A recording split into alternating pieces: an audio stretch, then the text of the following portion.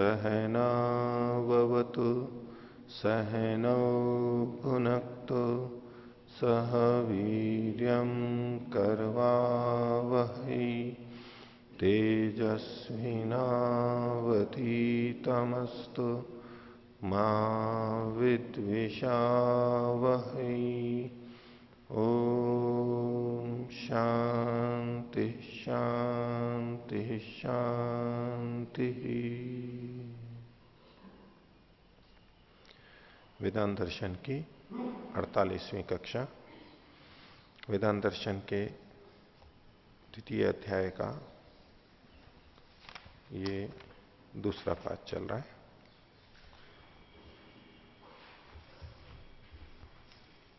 इस सृष्टि की उत्पत्ति का प्रसंग देख करके फिर साथ में अंत में हमने ये देखा था कि ईश्वर साकार हो सकता है या नहीं, तो सूत्रकार ने ये स्पष्ट किया कि परमात्मा साकार नहीं हो सकता और जो साकार है तो सृष्टि की रचना नहीं कर सकता। और आत्मा के बारे में कि वो संकोच और विकासी होता है या नहीं होता है, संकोच विकासी मानेंगे तो क्या दोष आएंगे इत्यादि चर्चा हमने पीछे देखी। तो पिछले पाठ में से किन्हीं को कुछ पूछना है तो पूछ सकते हैं, बोलिए।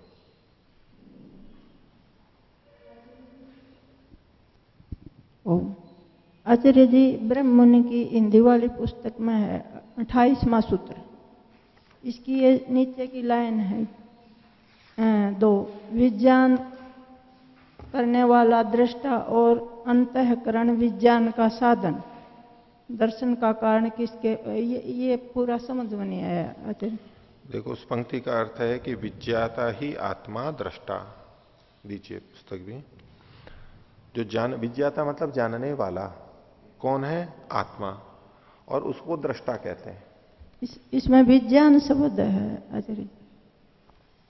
28वां। हाँ, विज्ञान करने वाला मतलब ज्ञान करने वाला। ठीक। ज्ञान करने वाला तो समझ में आता है। हाँ जी। जिसको ज्ञान होता है, हाँ, जो ज्ञान को कर रहा होता है। ज्ञान किसको हो रहा है? जीवात्मा। तो वही ज्ञान को कर रहा है, तो उसी को विज्ञान कर रहा है कह दिया इन्होंने। विज्ञान करने वाला दृष्टा और अंतःकरण करने वाला दृष्टा, ये यहां तक एक बात पूरी हो गई। और अंतःकरण विज्ञान का साधन। एक विज्ञान का करने वाला है, एक विज्ञान का साधन है। तो विज्ञान का करने वाला आत्मा और विज्ञान का साधन अंतःकरण। वी हटा दीजिए आप, वो विज्ञान शब्द आते ही एक अलग अर्थ में आप चले जाएंगी। तो ज्ञान का करने वाला आत्मा और ज्ञान का साधन अंतःकरण। अंतःकरण, बस एक ही बात है। 31वां सूत्र और है आचार्य जी। हाँ, ये भी नीचे की लाइन है, यु वासना आश्रय जो है, यु बाहरी भोगता और आंतरिक, बाहरी भोग और आंतरिक भोगता, ये भी समझ होना है।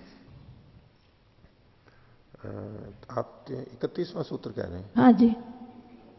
विज्ञानवाद के क्षणिक होने से वासनाओं की भी क्षणिकता हो जावे, पुनः बाह्य पदार्थों का हेतु वासना न बन सके। ये एक बात हो गई। जिसका आश्रय लेकर वासना हो वह स्थिर होना चाहिए। दोनों ही वासना का आश्रय हैं। बाहरी भोग और आंतरिक भोक्ता दोनों स्थिर होने चाहिए। ये आपका बाहरी भोग और आंतरिक भोक्ता, इसको आपको पूछना है। हाँ जी, हाँ जी। तो हमारे अंदर जो संस्कार पड़ते हैं, वासना पड़ती है, वो कब होती है? जब बाहर कोई भोग हो। शब्द स्पर्श रूप रसगंध आदि संसार के जितने भी पदार्थ हैं वो बाहर होंगे तो हमारे को संस्कार पड़ेगा। ठीक है, वृक्ष है तो वृक्ष का संस्कार हमारे अंदर पड़ रहा है। हो गया ये? हाँ जी। तो ये तो हुए बाहरी भोग, मतलब बाहरी वस्तुएं होनी चाहिए और वो स्थिर होनी चाहिए। और अंदर भोगने वाला आत्मा भी होना चाहिए। हाँ जी। आत्मा जब भोगता है, जानता है, उसका संस्कार पड़ता है। हाँ जी। तो दोनों होने चाहिए। इसलिए कहा बाहरी भोग यानी बाहरी वस्तुएं, भोग के साधन, और आंतरिक भोक्ता यानी अंदर रहने वाला आत्मा, दोनों स्थिर होने चाहिए, तब वासनाएं बनेगी। दोनों होने चाहिए। दोनों होने चाहिए। अगर बाहर की वस्तुएं नहीं है और आत्मा है और अंतःकरण है तो फिर संस्कार नहीं पड़ेंगे, और आत्मा ही नहीं है, बाहर की वस्तुएं हैं तो भी संस्कार नहीं पड़ेंगे अंतःकरण पे। ये वासना का असर है जी।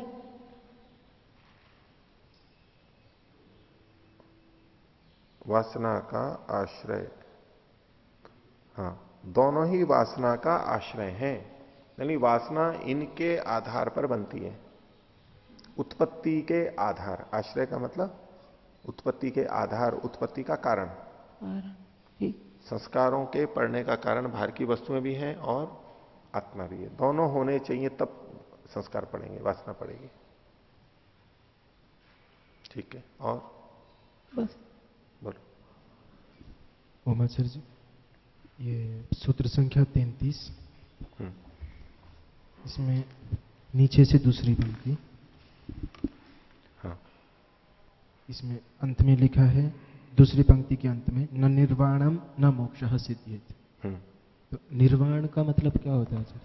एक ही है वैसे तो, एक ही मानते हैं, मेरी जानकारी में तो निर्वाण और मोक्ष को ये लोग भी एक ही मानते होंगे, इसमें अंतर नहीं होना चाहिए।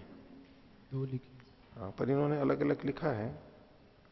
इस शब्द की दृष्टि से कह लिया, या तो ये इनको भेद मानते होंगे तो संभावना कम है भेद की। अपने इधर तो निर्वाण और मोक्ष एक ही माना जाता है, हो सकता है वहां कुछ तकनीकी रूप से वो लोग शब्द प्रयोग करते समय कुछ भेद करते हो। जीवित अवस्था में निर्वाण और नितांत जब शरीर छूट जाए तो मोक्ष, या तो ये भेद कर रहे हो, कुछ हो सकता है, लेकिन इसका पक्का नहीं पता है। ठीक है। पूछिए। अच्छा जी, जो अभी बात हो रही थी वासना की बाहरी और आंतरिक दोनों वस्तु, आंतरिक भोक्ता और बाहरी वस्तु होनी चाहिए। कई बार बाहरी वस्तु नहीं होती तो भी वासनाएं होती हैं। ठीक है, वो आत्मा होनी चाहिए अंदर। अंतःकरण है, अंतःकरण पे पहले से वासना संस्कार बने हुए हैं और उसके आधार पर हम कुछ चिंतन कर रहे हैं, विचार कर रहे हैं। आंख नाक सब बंद है, बाहर का कुछ भी नया ज्ञान नहीं जा रहा है। दूसरे शब्दों में कहें तो हम स्मृति वृत्ति को उठा रहे हैं, तो स्मृति का भी संस्कार पड़ता है। कोई भी वृत्ति हो उसका संस्कार पड़ेगा, तो स्मृति का भी संस्कार पड़ेगा। हम चिंतन मनन कर रहे हैं उसका भी संस्कार पड़ेगा। तो उस समय में आत्मा है अंदर, आत्मा नहीं हो तो अंतःकरण पे कोई संस्कार नहीं पड़ेगा। दोनों होने चाहिए, यानी आत्मा हो, बाहर की वस्तुएं, बाहर की वस्तुएं हो, आत्मा तो हर समय चाहिए। और बाहर की वस्तुएं नहीं है तो अंदर की चीजें हैं जो पहले से पड़े हुए संस्कार हैं, वो वृत्तियां हैं, वही संस्कार को पैदा करती रहेंगी। तो क्या कोई संस्कार बिना बाहरी वस्तु के हो सकता है, वृत्ति को हटा के, स्मृति वृत्ति को हटा के? यानी न तो बाहर की वस्तु हो न स्मृति हो, फिर भी संस्कार पड़ेगा। असंप्रज्ञात समाधि का निरोध समाधि जन्य जो संस्कार है, उस समय भी चित्त में वृत्ति तो नहीं होती है, लेकिन निरोध समाधि के संस्कार तो माने गए। बाहर भी कोई वस्तु नहीं होती है वहां पर, लेकिन उस अवस्था का भी अपना एक संस्कार पड़ रहा है। वो एक अपवाद हो सकता है, बाकी तो ऐसा नहीं मिलेगा। वृत्ति से ही संस्कार बनते हैं, बाहर की वस्तु हो चाहे अंदर का कोई विषय हो। तो इसका मतलब स्मृति और बाहरी वस्तुएं ही संस्कार बनने में बाधक है, बाधक है, संस्कार बनने में सहायक है। सहायक है, हाँ बिल्कुल। आलंबन बनती है, बाह्य आलंबन तो बाहर की वस्तुएं हो गई और आंतरिक आलंबन हमारी स्मृति हो गई। पूर्व ज्ञात विषय ही हमारा फिर से फिर संस्कार डालने में सहायक होता है। तो जैसे हम कहते हैं फर्स्ट, पहले जन्म में जब इंद्रिय दोषात संस्कार दोषात च विद्या, तो वहां पे संस्कार फिर कैसे बनेंगे? वहां तो सिर्फ इंद्रिय दोष से बनेंगे। जो आप कह रहे हैं वो वैशेषिक का सूत्र की इंद्रिय दोषात संस्कार दोषात च अविद्या। अविद्या उत्पन्न कैसे होती है? अविद्या मतलब वृत्ति रूप अविद्या, वृत्ति रूप में। तो इंद्रियों के दोष से भी होती है और संस्कार के दोष से भी होती है। सामान्यतः ये दोनों चलते रहते हैं। आप जो कह रही हैं वो एक ही स्थान बनेगा जहां केवल इंद्रिय दोष से ही संस्कार बनेंगे। उस समय संस्कार दोष से नहीं बनेंगे, क्योंकि उस समय संस्कार होते ही नहीं है। और वो केवल एक स्थिति है मुक्ति से लौटी हुई आत्मा की। जब मुक्ति से लौटी है और अब शरीर मिला है, अंतःकरण है, उसको पिछला तो कुछ ज्ञान है नहीं, पिछला जो ज्ञान था, जो संस्कार थे, वो तो मुक्ति से पूर्व ही समाप्त हो गए थे, प्रतिप्रसव हो गया था, यानी चित्त के विनाश के साथ साथ सारे संस्कार उसके समाप्त हो गए थे। अब मुक्ति के बाद में जो पहला जन्म है, उस समय में उसको संस्कार नहीं होते, वहां अविद्या कैसे उत्पन्न हुई, उसका उत्तर इस सूत्र से दिया जाता है। अभी तो हम कह देते हैं भाई पिछले संस्कार ऐसे हैं, अविद्या उठ खड़ी हुई और ऐसा हो गया। भाई जिस समय पिछले संस्कार नहीं थे तब कैसे अविद्या उत्पन्न हुई? आत्मा में पहली बार अविद्या कैसे उत्पन्न हो गई? तो वहां इंद्रिय दोष से अविद्या होती है। इंद्रियां हैं ही ऐसी, उससे हमें ऐसा ही दिखाई देगा। लेकिन इंद्रियों से जब हमने पहले जानना शुरू किया, जैसे ही शुरू किया उसी समय फिर संस्कार बनने शुरू हो जाएंगे। बस थोड़ी ही देर बाद में, बिल्कुल उसी क्षण के बाद में जितने भी संस्कार हैं वो काम करने लग जाएंगे। फिर इंद्रिय और संस्कार दोनों चलते जाएंगे। शुरुआत पहले इंद्रिय दोष से होगी, उस समय संस्कार नहीं होंगे। और इंद्रिय दोष कैसा कि इंद्रियां संसार के सुखों को सुख रूप ही देखती है, उसको वो आकर्षक ही लगेंगे। उसी तरह पहली प्रथम दृष्टिया वो चीजें अच्छी ही लगेंगी।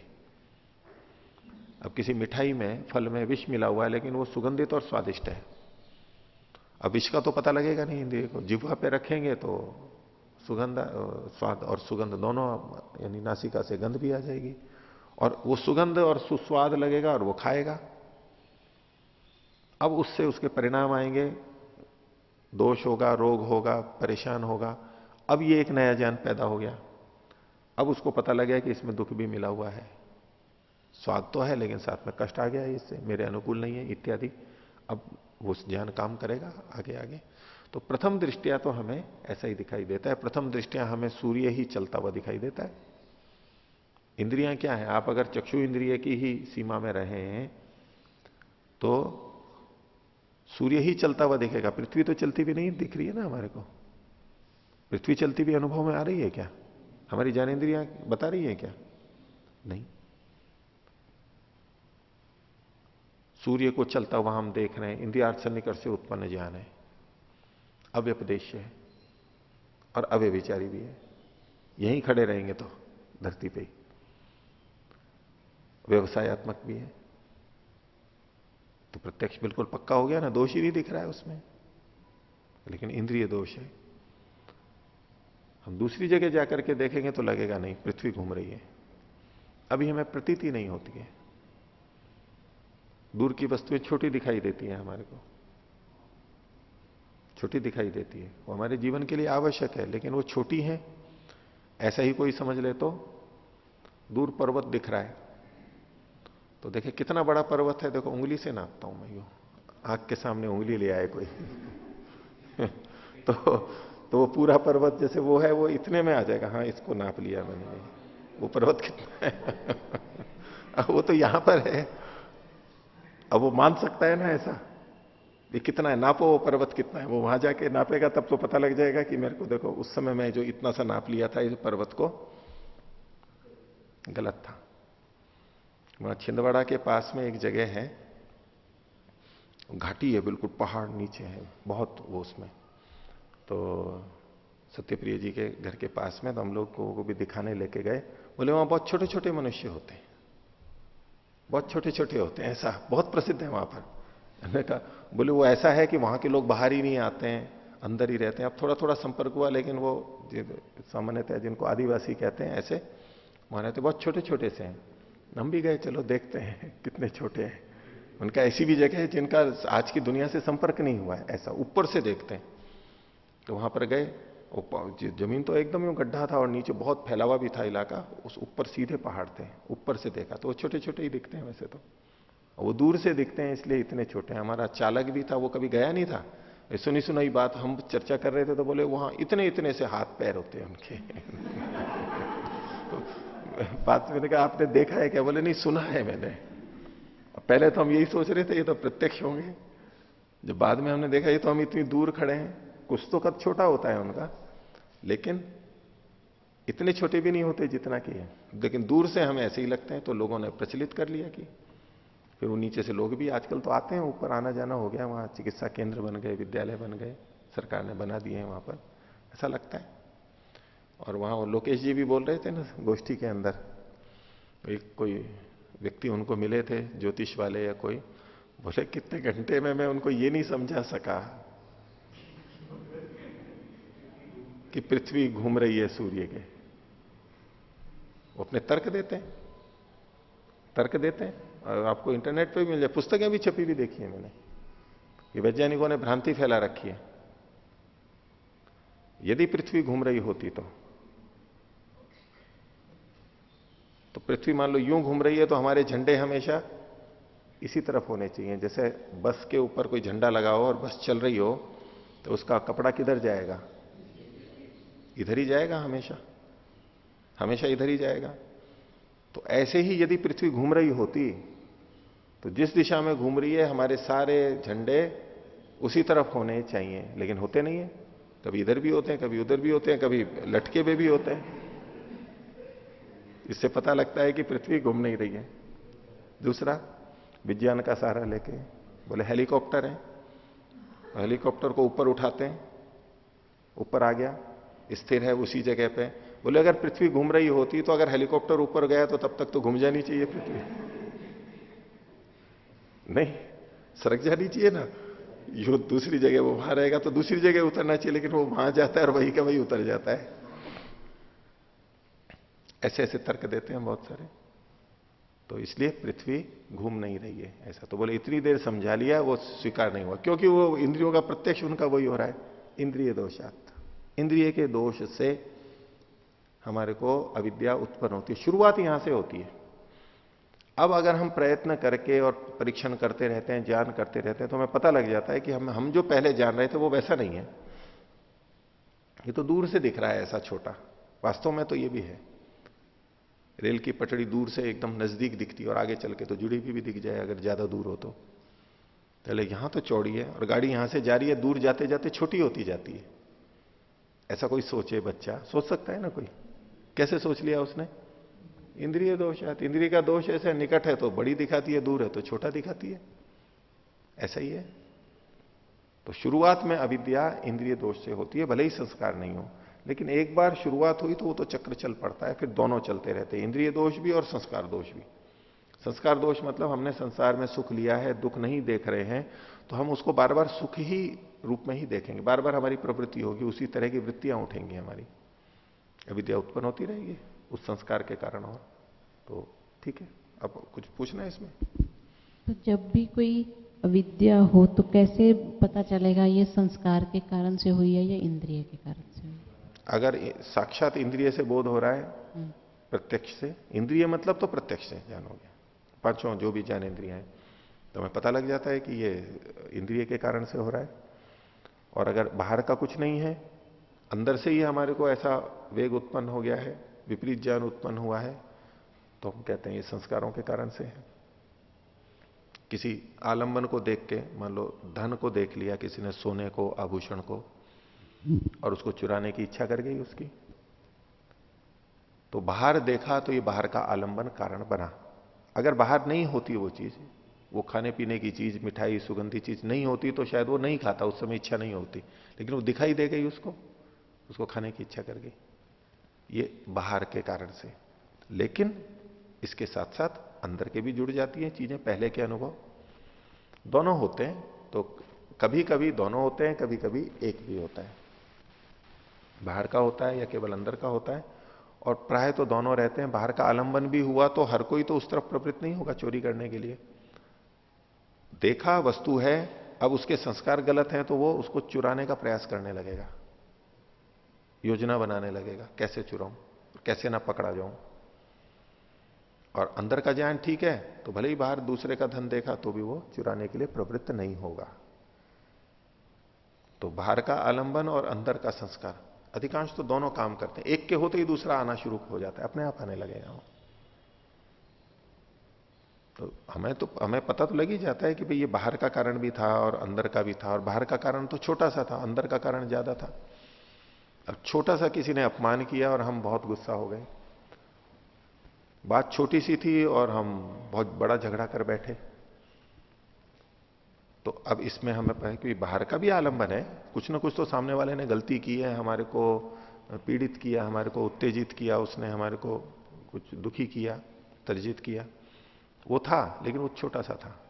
अब दिख बहुत अधिक रहा है, इसका मतलब है कि पहले से हमारे अंदर उससे संबंधित संस्कार ज्यादा पड़े हुए हैं, इसलिए थोड़ा सा बाहर था और फिर भी ज्यादा हो गया, तो पता लग जाता है इसमें अंदर के संस्कार बहुत ज्यादा हैं उस तरह के, और बाहर का बहुत बड़ा आलंबन होते हुए भी और हम थोड़े से ही होते हैं। जितना कारण है उसके हिसाब से जितना गुस्सा आना चाहिए वो हमारे को नहीं आया, इसका मतलब है अंदर के संस्कार कम है, आकलन होता है।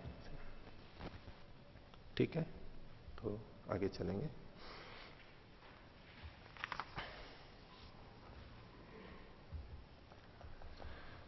तो पिछले 36वें और 37वें सूत्र में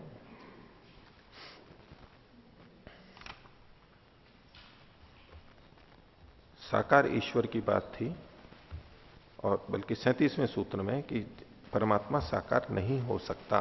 अगर परमात्मा को पति कहा, स्वामी कहा, इससे वो साकार हो ये ठीक नहीं है, साकार मानेंगे तो दोष आ जाएंगे, शास्त्र से संगति नहीं लगेगी। इसी बात को और कह रहे हैं, यदि परमात्मा को ब्रह्म को साकार मान लिया जाए तो क्या क्या दोष आएंगे। तो 38वें सूत्र में कहा संबंध अनुपपत्तेश्च,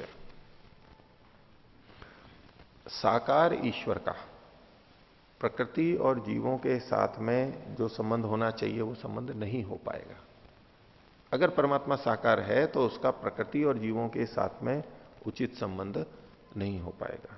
भाष्य देखिए, तथा भूतस्य ईश्वरस्य, तथा भूत का मतलब है साकार ईश्वर का, प्रकृतिया जीवात्मा भी सह संबंधो अपि अनुपपन्ना, प्रकृति के साथ, मूल प्रकृति के साथ और जीवों के साथ भी संबंध सिद्ध ही नहीं हो पाएगा। खोल रहे हैं, यदि ही ईश्वरो निराकारो विभुर्मन्येता तदा तस्य व्यापकत्वात् संबंध संगच्छते ही, यदि परमात्मा निराकार है और विभु माना जाता है तो उसके व्यापक होने के कारण से इन सबके साथ संबंध संगत होता है।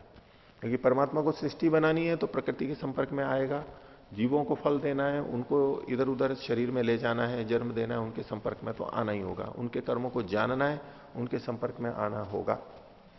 तो निराकार और विभू परमात्मा तो इनके साथ संपर्क कर सकता है, संबंध। तदा स प्रकृतिम विकुर्या जीवात्मनश्च तत्र विकृति रूपे जगति प्रवर्तयेत। तदा मतलब जब वो निराकार है और विभू है तो प्रकृति को विकुर्यात, प्रकृति को विकृति के रूप में ले आएगा, यानी कार्य जगत के रूप में ले आएगा, और जीवात्माओं को विकृति के रूप में जगत में, विकृति रूप जगत में प्रवेश करा देगा, यानी शरीर आदि में प्रवेश करा देगा। किंतु साकार से तो तादृश संबंधो नोपपद्यते, यदि साकार है तो वो सबसे संगत नहीं हो सकता, क्योंकि साकार होगा तो वो सीमित होगा, साकार सर्वव्यापक नहीं हो सकता, कोई भी साकार वस्तु सर्वव्यापक नहीं है। और ऐसा साकार होगा तो फिर वो साकार तो दिखना भी चाहिए, दिख तो रहा नहीं है। अगर साकार है तो वो छोटा ही होगा, और जैसा परमात्मा को साकार माना जाता है प्रतिमा आदि में, पूजा पाठ में, तो वो तो छोटा सा ही होता है, बड़ा नहीं होता है, उसकी संगति सारे सबके साथ में संबंध नहीं हो सकता। संयोग संबंधो अपनी साकार से ईश्वर से न संभाव्यते, और संबंध की तो छोड़ दीजिए, संयोग संबंध भी साकार परमात्मा का सबके साथ में नहीं हो सकता। जैसे अभी जो जितनी साकार वस्तु हैं उनका सबके साथ में संबंध नहीं है, तो परमात्मा का भी नहीं हो सकता। यतो ही प्राक सृष्टि प्रकृति अव्यक्त रूपा जीवात्मनश्च तदानीम अशरीरिण आसन, तो प्रकृति सृष्टि की बनने से पहले अव्यक्त रूप में थी, जीवात्माएं भी शरीर से रहित थी। न तही से तथा भूत से ईश्वर से संयोग संबंधों घटते, इस प्रकार की प्रकृति के साथ में और जीवात्मा के साथ में साकार शरीर का संबंध सबके साथ में नहीं हो सकता। समवाय संबंधों बिना परस्पर भिन्न स्वरूपत्वात्, और परमात्मा का प्रकृति और जीवों के साथ में समवाय संबंध भी नहीं है। सूत्र में संबंध शब्द था, इन्होंने संबंध को दो भागों में बांट दिया, एक तो संयोग संबंध और एक समवाय संबंध। मिट्टी का घड़े के साथ में समवाय संबंध है, इस प्रकार का समवाय संबंध भी परमात्मा का प्रकृति और जीवों के साथ में नहीं हो सकता। अर्थात परमात्मा ही समवाय रूप में, उपादान कारण के रूप में ये बन जाए प्रकृति और जीवात्मा, ये भी नहीं हो सकता। तो समवाय संबंधों बिना, क्यों? परस्पर भिन्न रूपत्वात्, स्वरूपत्वात्। लेकिन प्रकृति का स्वरूप अलग है, वो जड़ है, और परमात्मा चेतन है, निराकार है, प्रकृति साकार है, तो ये उपादान के रूप में नहीं हो सकता, यानी समवाय संबंध नहीं हो सकता। और आत्माओं का, जीवात्माओं का परमात्मा के साथ संबंध, वो भी समवाय नहीं हो सकता, समवाय संबंध नहीं हो सकता, क्योंकि स्वरूप भिन्न है। जीवात्माएं अल्पज्य हैं, अविद्या से ग्रस्त हैं, परमात्मा सर्वज्ञ है, विद्या युक्त है, अविद्या उसमें नहीं है। जीवात्मा सुख दुख से युक्त होती हैं, परमात्मा सुख दुख से युक्त नहीं होता, प्राकृतिक सुख दुख से युक्त नहीं होता। तो इनमें स्वरूप की भिन्नता है। तस्मात नैश सिद्धांतो युक्त है, इसलिए साकार ईश्वर का सिद्धांत ठीक नहीं है। और इसके खंडन में सूत्र कह रहे हैं 39वां सूत्र, अधिष्ठान अनुपपत्तेश्च, परमात्मा के अधिष्ठान की भी असिद्धि हो जाएगी। अधिष्ठान मतलब आधार की। परमात्मा को इस संसार का अधिष्ठान कहा गया, आधार कहा गया। यदि परमात्मा साकार है तो सबका अधिष्ठान वो नहीं हो सकता। भाष्य, तस्य साकारस्य कल्प्यमानस्य ईश्वरस्य अधिष्ठान भावो भी न कल्पयितुम शक्यते। उस साकार का, यानी जिस ईश्वर को कल्पित रूप में साकार माना है, उसका अधिष्ठान भाव भी नहीं हो सकता। क्यों? यत् स साकार प्रकृतिर अधिष्ठानम यतो ही प्राक सृष्टि है आकार से शरीर भाव से व असंभवात, कि वो जो साकार परमात्मा है वो प्रकृति का अधिष्ठान है, ऐसा कहा जाएगा। साकार परमात्मा प्रकृति का अधिष्ठान है। लेकिन ये कह रहे हैं कि सृष्टि के पहले तो आकार की, यानी शरीर भाव की संभावना ही नहीं थी। यदि परमात्मा साकार है, सशरीर है, तो वो तो तभी बनेगा जब पहले प्रकृति विकृति के रूप में आएगी, सृष्टि बनेगी।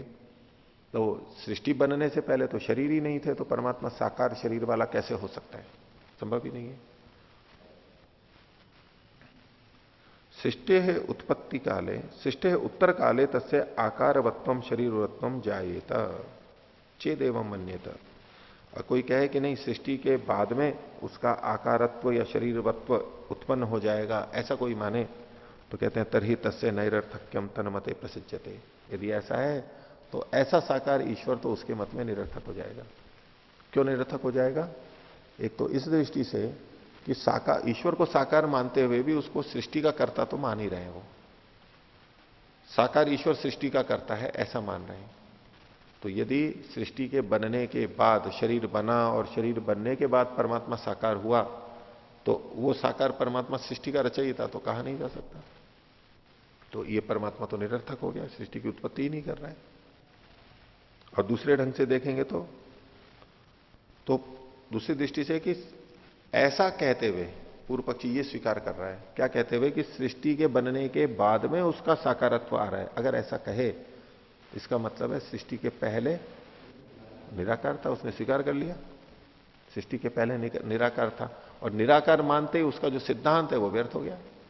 उसका तो प्रतिपादन ये था कि परमात्मा साकार है, उसने खुद ने स्वीकार कर लिया कि सृष्टि के पहले निराकार था, तो वो व्यर्थ हो जाएगा। तस्मादपि मतम एतत् न समीचीनम, इसलिए परमात्मा की साकारता का मत ठीक नहीं है। और आगे इसी बात को बढ़ा रहे हैं 40वां सूत्र, करणवत चेत न भोगादिभ्य। कोई कहे कि परमात्मा ईश्वर करण वाला है, साधनों वाला है, जैसे हमारे हाथ पैर हैं, बिना उसके तो बना नहीं सकता, सृष्टि को साधन तो चाहिए। तो यदि ऐसा कोई कहे तो वो ठीक नहीं है, क्योंकि ऐसा मानेंगे तो परमात्मा में भोग आदि के दोष आ जाएंगे। परमात्मा इंद्रियों वाला है तो फिर उसको भोग भी होंगे। भाष्य, यदि ही ईश्वर से अधिष्ठानत्वम साकारम करणवत इंद्रियवत चक्षुरादि इंद्रिय युक्तम चेत कल्पेत तरही। यदि ईश्वर का अधिष्ठानत्व, उसको खोल रहे हैं, कैसा है? वो साकार है। साकार को खोल दिया करणवत, कर्ण वाला है। करणवत को आगे खोल दिया है इंद्रियवत, इंद्रियों वाला है। कर्ण का मतलब इंद्रिय, और इंद्रिय भी कौन सी? तो उसके लिए खोल दिया चक्षुरादि इंद्रिय युक्तम चेत। तो ये कर्णवत को ही सारा खोल दिया है। यदि ऐसा कहें तो न युक्तम। क्यों? भोगादिभ्य, भोगादयो भोग वासना जरा प्रभृतयो दोषास तत्र प्रसज्जेरन। भोग से तो भोग हो ही गए, और आदि शब्द से तो भोग, वासनाएं और वृद्धावस्था आदि ये जो दोष हैं ये परमात्मा में आ जाएंगे। भोगे रोग भयम, भोग में रोग का भय रहता है, जरा का भय रहता है, तो और जो इन करणों वाला है वो क्षीण तो होंगी, कभी ना कभी क्षीण होंगी, तो परमात्मा में भी ये दोष आ जाएंगे। भोग कर रहा है वो, इंद्रियां हैं तो भोग करेगा, भोग कर रहा है तो वासनाएं भी होंगी और जरा आदि के भी दोष आएंगे, ये सब प्रसक्त होंगे। लेकिन न ही कश्चित इंद्रियवान भोगादिभ्यो विमुच्यते, इंद्रिय वाला तो कोई भी भोग से रहित नहीं है, भोग तो उसको करने ही होते हैं। तस्मात् नहीं तत्मतम सम्यक, इसलिए परमात्मा को इंद्रिय वाला करण वाला माने ये मत भी ठीक नहीं है। और दोष बता रहे हैं, यदि परमात्मा को साकार मान लिया तो 41वें सूत्र में कहा अंतवत्वम असर्वज्ञता च, यदि परमात्मा को इंद्रिय वाला या तो करण वाला मान लिया तो वो अंत वाला हो जाएगा, शांत हो जाएगा, और असर्वज्ञता का दोष भी साथ में आएगा। ईश्वर से कर्णवत्वे इंद्रियवत्वे अयम अपि दोष प्रसख्यते, ईश्वर को करण वाला इंद्रिय वाला मानने पर यह दोष भी आ जाएगा। क्या? यत्स ईश्वरो अंतमान, ईश्वर अंत वाला होगा, अंतमान को ही खोल रहे हैं, विनाशमान, उसका नाश होगा। और इसी को खोल रहे हैं अवधिमान स्यात्, सीमा वाला हो जाएगा। असर्वज्ञश्च संपत्त्येत, और वो सर्वज्ञ भी नहीं रह पाएगा, क्योंकि इंद्रियों की क्षमता, करणों की क्षमता सीमित है, और सीमित है तो उसका ज्ञान भी फिर उतना ही रहेगा, सबको नहीं जान पाएगा। तथा भूत ईश्वरो न सृष्टि रचने समर्थो भवितुम अर्हेत, और ऐसा ईश्वर जो कि सर्वज्ञ नहीं है और अनंत नहीं है, शांत है, वो सृष्टि की रचना करने में समर्थ नहीं हो पाएगा। नहीं जीवात्मा नाम कर्माणी जानियात, और जीवात्माओं के सब कर्मों को भी नहीं जान पाएगा, ज्यादा से ज्यादा जहां तक है वहीं तक ही जान पाएगा, सारा नहीं जान पाएगा। पुनस्तान कर्म फलानी तो कथम भोजयेत, और जब कर्म ही नहीं जान पा रहे हैं उनके, तो वो कर्म के फल कैसे भुगा सकता है, कर्म फल भी नहीं दे सकता वो। तो इसलिए अगर साकार मानेंगे तो अंतवत्व और असर्वज्ञता का दोष परमात्मा में आएगा, जबकि शास्त्र कहते हैं वो सर्वव्यापक है, विभू है और सर्वज्ञ है।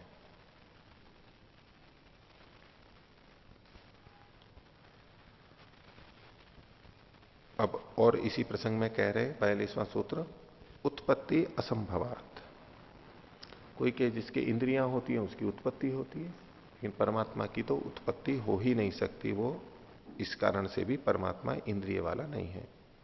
भाष्य, यो ही इंद्रियमान भवेत स उत्पद्यते, जो भी इंद्रिय वाला होता है वो उत्पन्न होता है।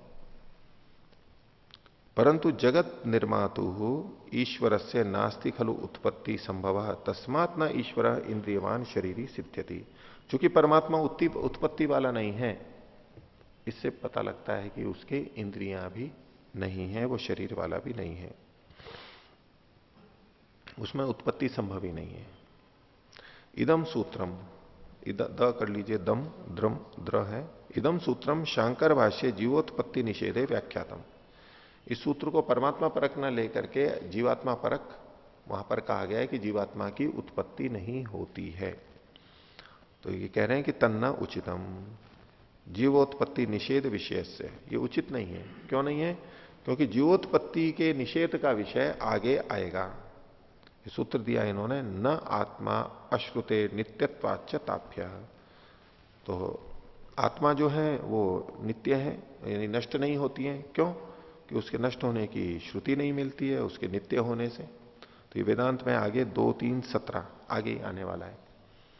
तो जब वहां पर आत्मा की उत्पत्ति का निषेध स्पष्ट किया ही गया है, तो यहां इस प्रसंग में उसको लेने की कोई बात नहीं है, ये तो परमात्मा से संबंधित ही जोड़ना चाहिए। इति उपरिष्टात् सूत्रतः प्रतिपद्यमानत्वात् तत्र साधितत्वाच्च, तो उपरिष्टात् मतलब आगे सूत्र से इसका प्रतिपादन होगा और वहां इसको सिद्ध भी किया गया है, इसलिए यहां जीवात्मा परक अर्थ लेना ठीक नहीं है।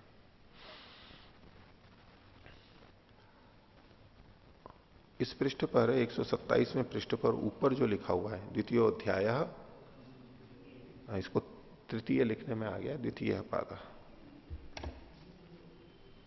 तीसरा पाद आगे अगले पृष्ठ से प्रारंभ होगा। 43वां सूत्र, न च कर्तुः करणम, और एक हेतु दे रहे हैं कि जो कर्ता होता है उसके कोई करण नहीं होते हैं, जो मूल कर्ता होता है उसके करण नहीं होते हैं।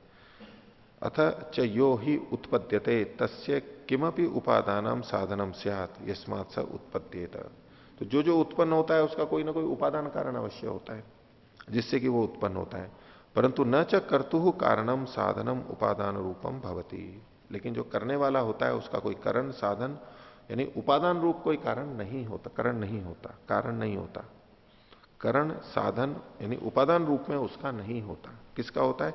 कार्य से वह उपादानम भवती, केवल कार्य द्रव्यों का होता है। तदुक्तम न तस्य कार्यम करणम च विद्यते, उस परमात्मा का कोई कार्य नहीं है, यानी उससे कोई चीज उत्पन्न नहीं होती है उपादान के रूप में, और उसका कोई करण भी नहीं है, उसके करण साधन नहीं है।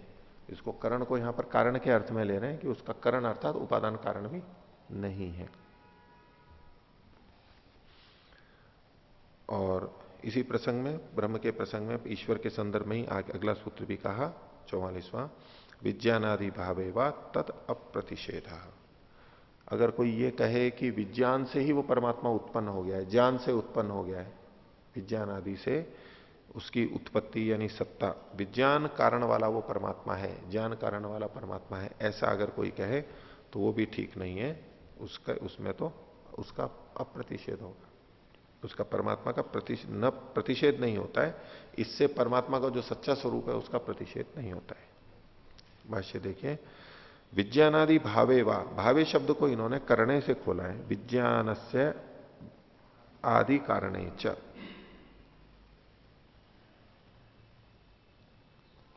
आदि भावे च, विज्ञान आदि भाव, विज्ञानस्य आदि कारणे च, विज्ञान के आदि कारण होने पर तस्मिन ईश्वरे खलु उत्पत्ति असंभव। विज्ञान यदि परमात्मा का मूल कारण हो, आदि कारण हो, तो उस स्थिति में ईश्वर की उत्पत्ति नहीं हो सकती। क्यों नहीं हो सकती? कि यो ही विज्ञान मात्र से आदि प्रवर्तक कस्तम उत्पादित, जो विज्ञान मात्र का है, समस्त ज्ञानों का जो आदि कारण है, आदि प्रवर्तक है, वेद आदि के माध्यम से या अंतःकरण में देता हुआ, उसको कौन उत्पन्न करेगा? वो ही तो ज्ञान का स्रोत है, लेकिन उसको कोई ज्ञान उत्पन्न कर दे, ऐसा कैसे हो सकता है? न ही ततो अधिकम उत्पादन विज्ञानम अन्यस्मिन विद्यते, सृष्टि की उत्पत्ति का ज्ञान उस परमात्मा से अधिक किसी में नहीं है। यो ही तम ईश्वरम उत्पादयेत उक्तम तदपि, इसको यो ही तम ईश्वरम उत्पादयेत, सृष्टि परमात्मा से अधिक उत्पादन विज्ञान किसी में नहीं हो सकता जो कि उस ईश्वर को भी उत्पन्न कर दे। यहां तक हुआ उक्तम तदपि, जैसा कि शास्त्र में कहा गया है, स्वाभाविकी ज्ञान बल क्रिया च, परमात्मा के ज्ञान बल और क्रियाएं स्वाभाविक होते हैं। यहां पर मुख्य रूप से ज्ञान पे केंद्रित है कि उसका ज्ञान स्वाभाविक है, उसका अपना है, तो किसी से आया नहीं है वो, और किसी विज्ञान ने उस परमात्मा को उत्पन्न नहीं किया। तस्मात् अप्रतिषेध तस्य निराकार से जगत कर्तु अप्रतिषेध हो न प्रतिषेध हो, तो उस निराकार जगत के करने वाले का प्रतिषेध नहीं होता है, यानी विद्यमान रहता है। कौन? यह खलु वैदिक ही ईश्वर स्वीक्रियते, जो कि वैदिक लोगों के द्वारा जिस तरह का ईश्वर स्वीकार किया जाता है उसका प्रतिषेध नहीं होता। वेद मतावलंबियों के द्वारा जैसा ईश्वर का स्वरूप स्वीकार किया जाता है वो खंडित नहीं होता है। और इसी में अंतिम सूत्र कह रहे हैं, इस पाद का, द्वितीय पाद का अंतिम सूत्र है विप्रतिषेधाच्च। तो विभिन्न प्रतिषेध के कारण से भी, अलग अलग तरह के प्रतिषेध मिलते हैं, उससे भी पता लगता है कि परमात्मा साकार नहीं है। तो विप्रतिषेध को खोला इन्होंने, विभिन्न से प्रतिषेध हो विप्रतिषेध, इसको ठीक कर लेना, विप्रतिषेध को विप्र व में जो रेफ है वो प में आना चाहिए था, इधर हो गया विप्रतिषेध। वेदोक्ताद ईश्वराद भिन्नस्य विभिन्न धर्मकस्य ईश्वरस्य साकारस्य प्रतिषेध क्रियते। वेदोक्त ईश्वर यानी निराकार ईश्वर से भिन्न जो तरह तरह के ईश्वर माने जाते हैं, तरह तरह के साकार रंग रूप वाले, उनका साकार का वेद के अंदर प्रतिषेध किया गया है। तो उसके लिए वचन दिया यजुर्वेद का, अज एक पाद देवो।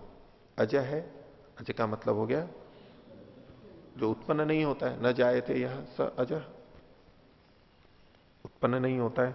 और एक पात का ऐसा अर्थ किया जाता है, एक है पादो बोधो यस्य स, एक ज्ञान है जिसका, पतली गतौ धातु होगी तो गत्यर्थक है, गत्यर्थ के गति के ज्ञान अर्थ भी लिया जाएगा, ज्ञान गमन प्राप्ति। तो यहां ज्ञान परक अर्थ लेते हुए एक पाद का मतलब जिसका ज्ञान एक ही है, निश्चल है, चलायमान नहीं है, यानी अव्यभिचारी ज्ञान है जिसका, जिसका ज्ञान कभी खंडित नहीं होता है, ऐसा वो एक पात है। ज्ञान उसका सदा वही रहता है, वो उत्पन्न भी नहीं होता और उसका ज्ञान सदा एक रस रहता है। और यजुर्वेद का कहा अकायम अप्रणम अस्नाविनम, वो शरीर से रहित है, व्रण से रहित है, स्नायुओं से रहित है। इससे भी पता लगता है कि वो निराकार है, साकार नहीं है।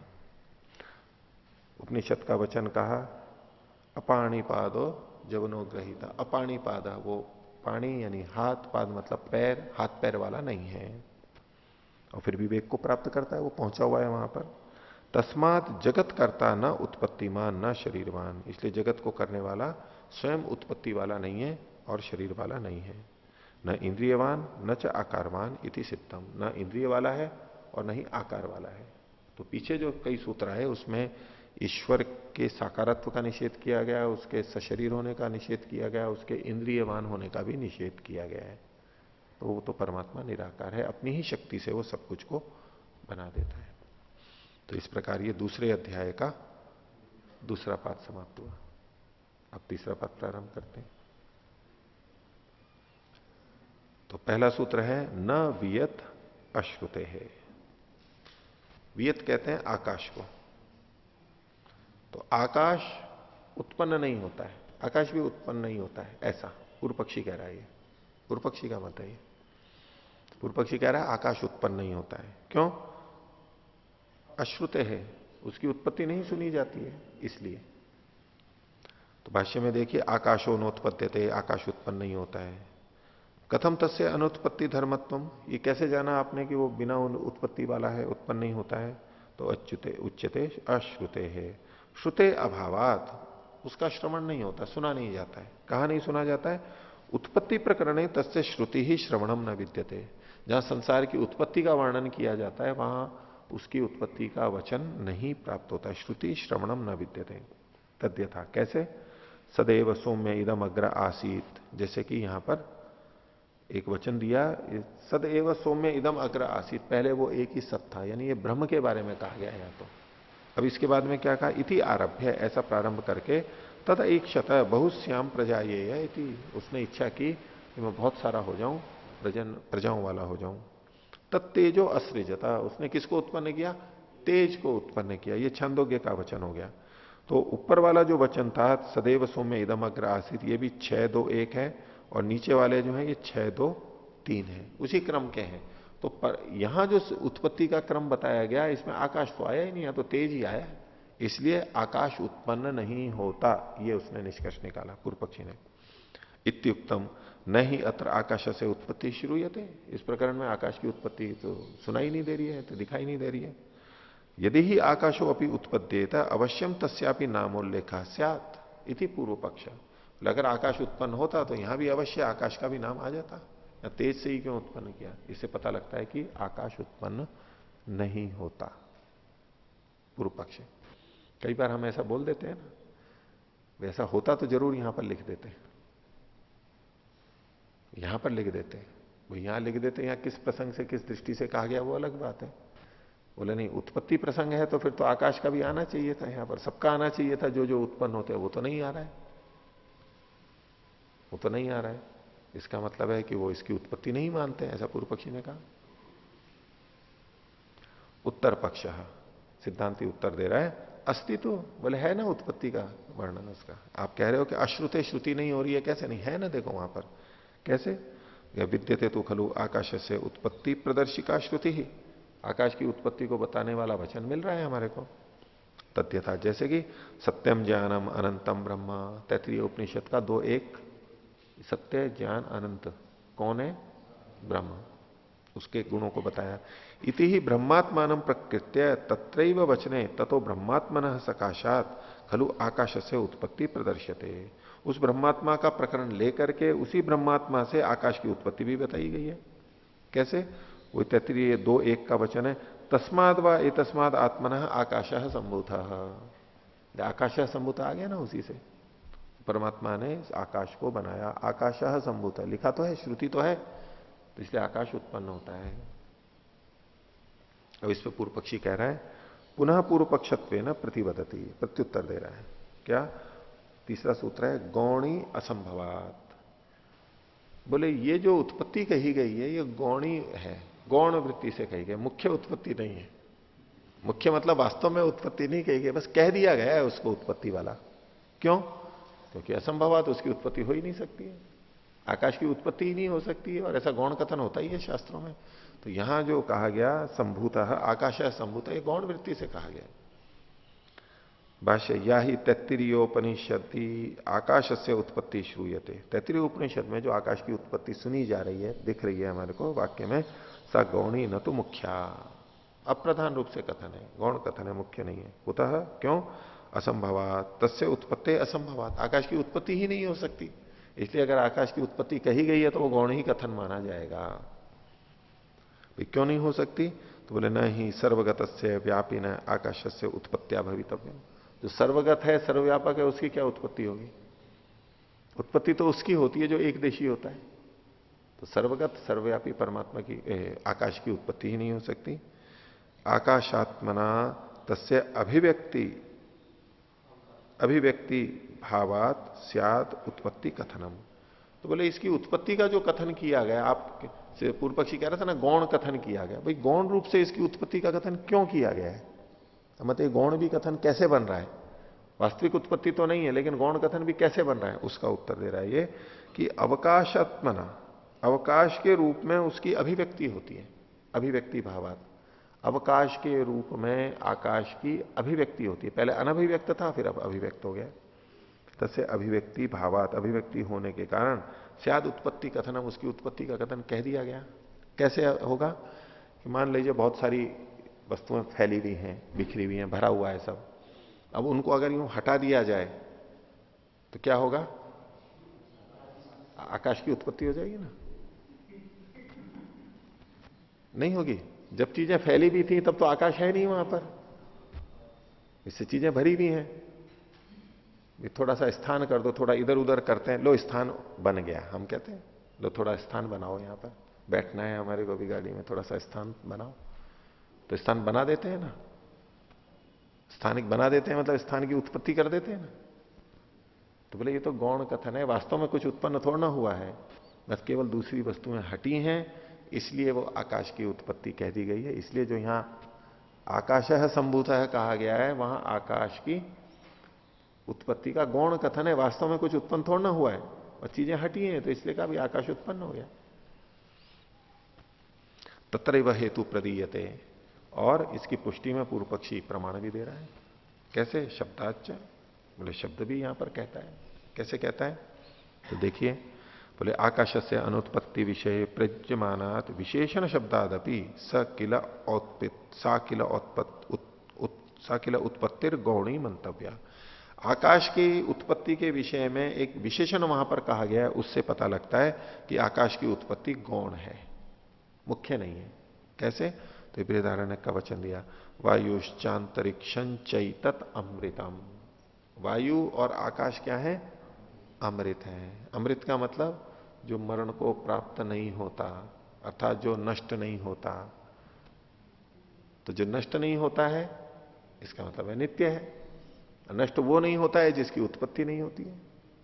तो अमृत शब्द से पता लगता है कि आकाश, ये अंतरिक्ष शब्द से आकाश ले रहे हैं, तो अमृत शब्द विशेषण के रूप में कहा गया। अंतरिक्ष कैसा होता है? अमृत होता है, यानी वो नष्ट नहीं होता, अर्थात उसकी उत्पत्ति भी नहीं होती है। तो यद यद उत्पत्ति मत तत्त नश्वरम न अमृतम, जो जो उत्पत्ति वाला होता है वो तो नश्वर होता है, वो अमृत थोड़ा ना कहला सकता है। उत्पत्ति हो जिसकी, अगर आकाश की उत्पत्ति है तो वो तो नाशवान कहा जाना चाहिए, उसके लिए अमृत शब्द यहां प्रयोग नहीं हो सकता था शास्त्र में, लेकिन शास्त्र में अमृत शब्द कहा गया है। यदि ही आकाश उत्पत्तिमान स्यात्, अगर आकाश उत्पत्ति वाला होता, तदा न अमृत शब्द ने विशेष्येत, उसको अमृत शब्द से नहीं कहा जाता। एवं शब्द है खलु तस्य उत्पत्ति मत्वम प्रतिषेधति, इस प्रकार ये अमृत शब्द उसकी उत्पत्ति को नष्ट कर रहा है, समाप्त कर रहा है। अब ये सामान्यतः तो श्रुति कहलाएगी, लेकिन ये लिंग है, अमृत कहा ना, सीधे सीधे ये नहीं कहा ना कि उसकी उत्पत्ति नहीं होती है। अगर ये सीधा कथन होता तो ये श्रुति होती कि उत्पत्ति नहीं होती है, लेकिन यहां अमृत कहा बस, मरण को प्राप्त नहीं होता। अब इससे हमने जो अर्थ निकाला, ये अमृत लिंग है, इससे पता लग रहा है कि इसकी उत्पत्ति नहीं होती है। एवं शब्द है खलु तस्य उत्पत्ति मत्व प्रतिषेधति अतो ही तैत्तिरीय प्रदर्शिता किल उत्पत्ति आकाश से गौणी मंतव्य। तो तैत्तिरीय उपनिषद में जो कहा गया था, तस्माद व एतस्माद आत्मना आकाशः संभूतः, ये जो वचन था ये गौण कथन है, वास्तव में उत्पत्ति नहीं होती है उसकी। और कह रहा है पूर्व पक्षी अपनी पुष्टि के लिए, आकाशस्य उत्पत्तिर्गौणत्व अन्यो हेतु पूर्व पक्षतया प्रदीयते। पूर्व पक्ष की ओर से एक और हेतु कहा जा रहा है। 5वां सूत्र, स्याच्चैकस्य ब्रह्म शब्दवत्। स्याच्च एकस्य, एक ही शब्द का प्रयोग किया गया, वो दोनों अर्थों को देता है, मुख्य अर्थ को भी और गौण अर्थ को भी। कैसे? ब्रह्म शब्द के समान। ब्रह्म शब्द एक ही स्थान पर कहीं मुख्य अर्थ में भी प्रयोग किया जा रहा है और कहीं गौण अर्थ में भी प्रयोग किया जा रहा है। अब ये जो पीछे की बात थी, तस्माद वा ए तस्माद आत्मन आकाश संभूत है, आकाशाद वायु, वायु और अग्नि, अग्निरापः, ये संभूत शब्द को गौण कहा पूर्व पक्षी ने। तो क्या फिर आकाश के अलावे आकाशात वायु, तो वायु की उत्पत्ति भी गौण मानेंगे? वायु और अग्नि, वायु के बाद में अग्नि है, अग्नि की उत्पत्ति भी हम गौण मानेंगे? अग्निरापा, अद्भय, पृथ्वी, ये जो सारे 5 महाभूतों की उत्पत्ति है, ये सब फिर गौण मानेंगे, क्योंकि संभूतः शब्द को ही हमने गौण अर्थ में ले लिया, गौण उत्पत्ति में। आकाश के लिए फिर तो सब जगह गौण ही हो जाएगा।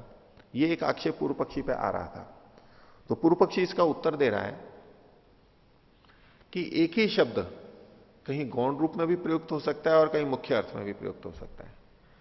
तो एतस्माद् वा आत्मना आकाशः संभूतः आकाशात वायु, यहां जो ये संभूतः शब्द है, ये अंतरिक्ष आकाश के संबंध में तो गौण है और वायु, अग्नि, जल आदि के संबंध में मुख्य है। तो बोले ये कैसे मान लिया आपने? तो उसके लिए एक उदाहरण दे रहा है। भाष्य देखिए, तत्र तैत्तिरीय उपनिषदि यह खलु प्रयुक्त है संभूत शब्द, आकाशः संभूतः आकाशात वायु। तो ये जो संभूत शब्द यहां पर पढ़ा गया, स खलु न मुख्यतया स्यात् आकाश विषय उत्पत्त्यर्थ का, ये आकाश की उत्पत्ति विषय मुख्य नहीं होना चाहिए, किंतु गौणत्वेन स्यात्, गौण रूप से हो। तत्र भवेत वायु प्रभृतीन प्रतीतु उत्पत्ति बोधक। ये संभूत है शब्द वायु आदि के संदर्भ में तो उनकी वास्तविक उत्पत्ति का बोधक होना चाहिए, हो जाए। कथम स्यात् एकस्मिन संदर्भे गौण मुख्य प्रवृत्ति का इति अत्र उच्यते। कोई अगर ये पूछे कि एक ही शब्द एक संदर्भ में गौण और मुख्य दोनों अर्थों में आइए, कैसे हो सकता है? तो उसका उत्तर देने, यद एकस्य संभूत शब्दस्य गौण मुख्यार्थकत्वम एकस्मिन संदर्भे अपि स्यात्। एक ही संदर्भ में संभूत का गौण अर्थ और मुख्य अर्थ उत्पत्ति में दोनों में घट सकता है। कैसे? ब्रह्म शब्दवत। उदाहरण दिया शास्त्र का, यथा ही ब्रह्म शब्द एकस्मिन एव संदर्भे गौण मुख्यार्थयो संप्रयुज्यते।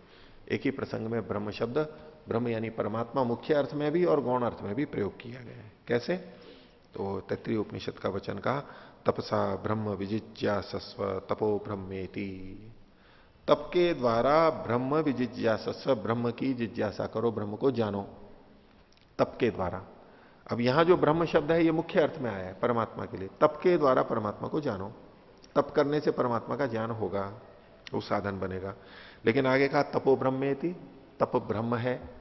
अब यहां ब्रह्म शब्द किसके लिए आया है? तप के लिए आया है। तप तो ब्रह्म नहीं होता है, लेकिन फिर भी तप को ब्रह्म कह दिया गया, ये गौण अर्थ में कहा गया।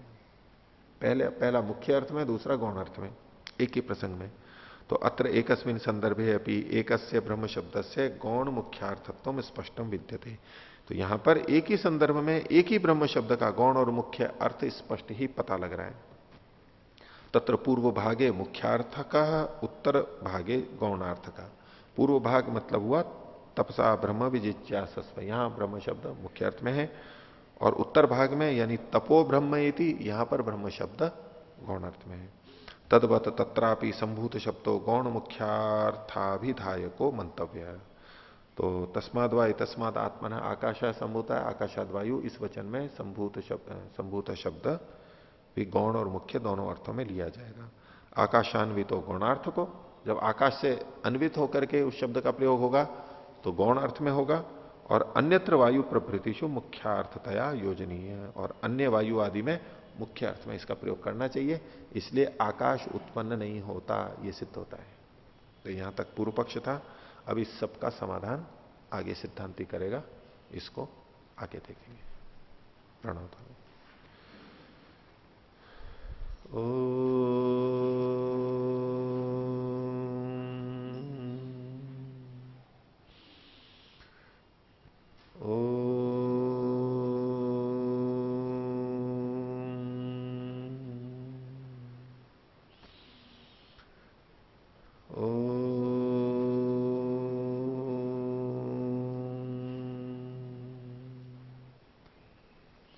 सभी को सादर अभिवादन।